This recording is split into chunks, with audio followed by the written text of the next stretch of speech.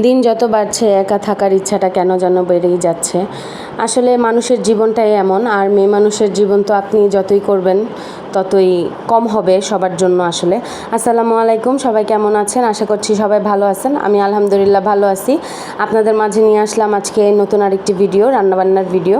তো আজকেও দুপুর থেকে ভিডিওটা স্টার্ট করলাম। তো এই তো আজকে আমি ইলিশ মাছ দিয়ে বেগুন আলু দিয়ে পটল দিয়ে রান্না করব, আর ইলিশের লেজ ভর্তা করব।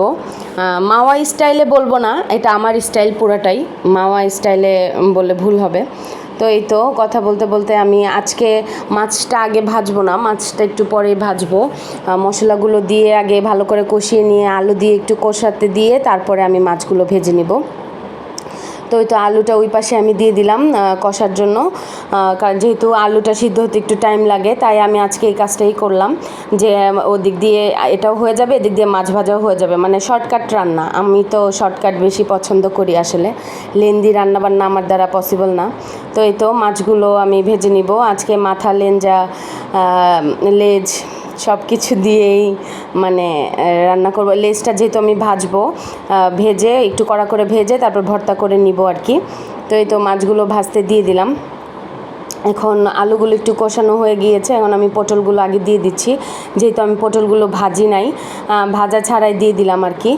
তো এই তো পটলগুলো, বেগুন তো বেশি সময় লাগে না সিদ্ধ হতে, তো পটলটা একটু দিয়ে দিলাম, দিয়ে আমি এদিক দিয়ে যে মাছগুলো উল্টে দিচ্ছিলাম, মাছগুলো হয়ে গিয়েছে। আমি কেন জানি কড়া করে মাছ ভাজা ছাড়া আসলে খেতে পারি না। তো এই তো এক বেজ মাছ ভাজা শেষ, এখন আমি মাথা লেজ আর এগুলো দিয়ে দিলাম, দিয়ে যে ভেজে নিচ্ছি। ওই তো ভাজা হয়ে গিয়েছে, তো এটা আবার এই পাশের চুলায় আমি নিয়ে আসলাম, নিয়ে এসে বেগুনগুলো দিয়ে একটু কষিয়ে নিয়ে এখন সামান্য পরিমাণ একটু পানি দিয়ে দিব। পানি দিয়ে একটু নেড়ে চেড়ে দিব যাতে সব দিকে মশলাটা সমান হয়। এ তো আমার বলক চলে আসছে তরকারিতে। আসলে রান্নাবান্না হচ্ছে চোখের আন্দাজ, চোখের পরিমাণ। একটা টাইমে অনেক ভয় পেতাম কীভাবে কী রান্না করব, কীভাবে কী করব। তো এখন আস্তে আস্তে মানে সব ইজি হয়ে গেছে, মনে হয় যে বাম হাতের খেলা আর কি। এই তো দেখতে পাচ্ছেন আমার তরকারিটা মাশাল্লাহ কত সুন্দর হয়েছে কালারটা। তো এখন আমি লেজ ভর্তা করব, আর বরাবরের মতো আমি তো কোনো ভর্তা টর্তা করি না, সব আপুই করে। তো আপু লেজ থেকে মাছগুলো বেছে নিচ্ছিল, এই তো বাছা শেষ। এখন পেঁয়াজ মরিচ ধনেপাতা সব কিছু দিয়ে ভালো করে মাখিয়ে নিবে।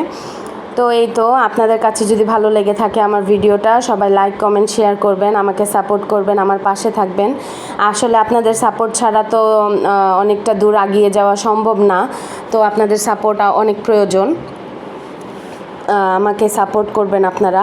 আর আমার ভিডিওটা যদি ভালো লেগে থাকে আপনারা অবশ্যই লাইক কমেন্ট করবেন। আর আমি যদি কোনো ভুল ত্রুটি করে থাকি অবশ্যই আমাকে ধরিয়ে দিবেন। আমার কোথাও ভুল হতেই পারে, স্বাভাবিক, যেহেতু আমি মানুষ মাত্রই ভুল। তো এই তো আজকে এ পর্যন্তই, ভর্তাটা কমপ্লিট হয়ে গিয়েছে, এখন গোসল টোসল করে ভাত খাবো। তো আসসালামু আলাইকুম, সবাই ভালো থাকবেন, আল্লাহ হাফেজ।